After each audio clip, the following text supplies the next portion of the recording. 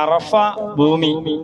സുബ്ഹാനല്ലാഹ്, ദുൽഹജ്ജ് 9-ന്റെ അന്ന് ളുഹർ നിസ്കാരത്തിന് ശേഷം ഈ സ്ഥലത്തേക്കൊന്നും അടുക്കാൻ പോലും കഴിയില്ല. കാരണം ജബലുർ റഹ്മ എന്ന് പറഞ്ഞ കുന്നിവിടെ അടുത്തായതുകൊണ്ട് നമുക്ക് പോകുമ്പോൾ കാണാം. നമുക്ക് എല്ലാ ആൾക്കാരും ഈ ഭാഗത്താണ് ഉണ്ടാകുക.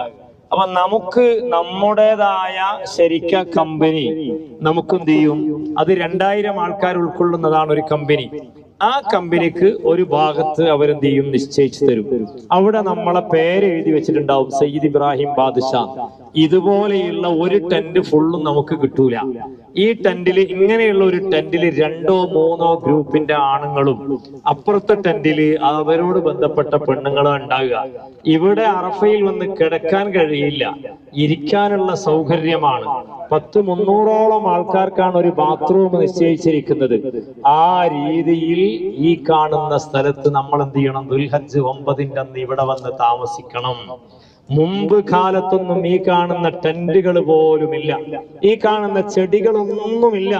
അന്ന് ഈ സൂര്യന്റെ നല്ല ചൂടുള്ള സമയത്ത്, നട്ടുച്ച സമയത്ത് ഇവിടെ എല്ലാവരും വെയിൽ കൊണ്ടാണ് നിൽക്കുന്നത്. അൽഹംദുലില്ലാഹ്, നമുക്ക് ഇന്നൊക്കെ ഒരുപാട് സൗകര്യങ്ങളും ഓരോ ടെന്റിന്റെ ഉള്ളിൽ ഒരുപാട് കൂളറുകളും ഉണ്ട്. അത്യാവശ്യം ചൂട് അനുഭവപ്പെടാതിരിക്കാനുള്ള സൗകര്യങ്ങളൊക്കെ ഉണ്ട്. ഈ ടെന്റിന്റെ ഉള്ളിൽ വന്ന്, ഈ ടെന്റിന്റെ ഉള്ളിലുള്ള മണൽത്തരികൾ മുഴുവനും നമ്മുടെ കണ്ണുനീര് കൊണ്ട് നനയണം. അല്ലാഹു സുബ്ഹാനഹു തആല കരഞ്ഞു ചോദിക്കാൻ അല്ലാഹു നമുക്ക് തൗഫീഖ് നൽകട്ടെ.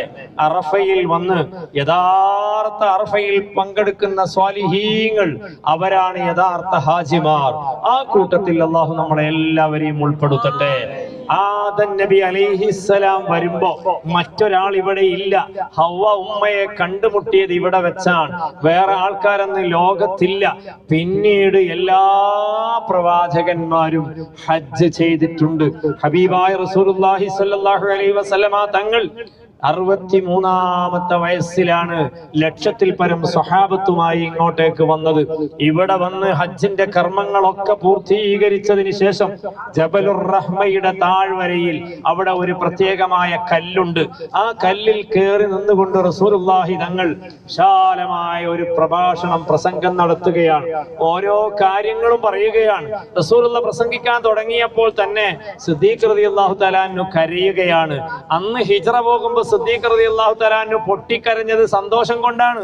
റസൂലുള്ളാഹിന്റെ കൂടെ യാത്ര ചെയ്യാൻ എനിക്കും അനുവാദം ലഭിച്ചല്ലോ എന്ന സന്തോഷം കൊണ്ടാണ് കരഞ്ഞതെങ്കിൽ, സിദ്ദീഖ് റളിയല്ലാഹു തആല അൻഹു അറഫ ഭൂമിയിൽ വെച്ച് അവസാനത്തെ ഹജ്ജത്തുൽ വദാഇൽ വെച്ച് സിദ്ദീഖ് റളിയല്ലാഹു അൻഹു കരഞ്ഞത്